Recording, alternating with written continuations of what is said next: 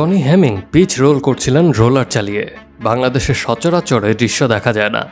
হেমিংয়ের এটা করার কারণ হতে পারে সিরিজ নির্ধারণী দ্বিতীয় ওয়ানডের উইকেটটা মনের মতো করে বানানোর জন্য। মেহেদী হাসান মিরাজরা যাতে ওয়েস্ট ইন্ডিজকে স্পিন বোলিং দিয়ে সহজেই কুপকাত করতে পারেন।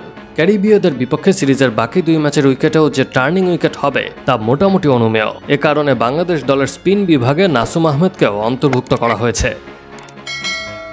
তাই বলে বাঁহাতি স্পিনারকে ম্যাচ খেলানো হতে পারে সেরকমটি নাও হতে পারে। মিরপুরে খেলা হওয়ায় আরেক বাঁহাতি তানভীর ইসলামকে বিশ্রাম দিয়ে নাসুমকে সুযোগ দিতেও পারে টিম ম্যানেজমেন্ট। এই সিদ্ধান্ত বাস্তবায়ন পুরোপুরি নির্ভর করছে টনি হেমিং কেমন উইকেট বানাতে পারলেন সেটার উপর।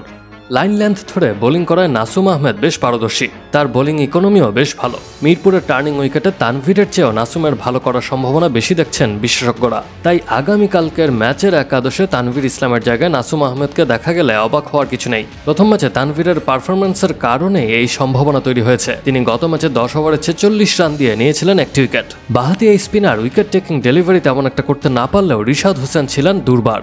ব্যাটিং বোলিং 2 বিভাগেই ছন্দে ছিলেন, নিয়েছিলেন 6টি উইকেট।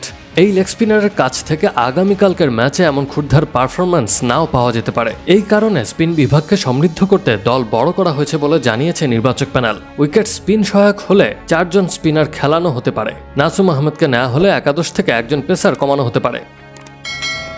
নাসুম সাদা বলের ক্রিকেটে নিয়মিত খেলছিলেন। গত ওয়ানডে বিশ্বকাপে কোচ চন্ডিকা হাথুরু সিংয়ের খারাপ আচরণের শিকার হওয়ার পর থেকে জাতীয় দলে অনিয়মিত হয়ে পড়েন। সম্প্রতি টি-20 ক্রিকেটে নাসুম ভালো করলেও ওয়ানডে অধিনায়ক মিরাজের পছন্দ ছিলেন তানভীর ইসলাম। তবে উইকেটের আচরণের কারণে নাসুমকে ওয়ানডে দলে নেয়ার ব্যাপারে নমনীয় হতে হয়েছে মিরাজকে।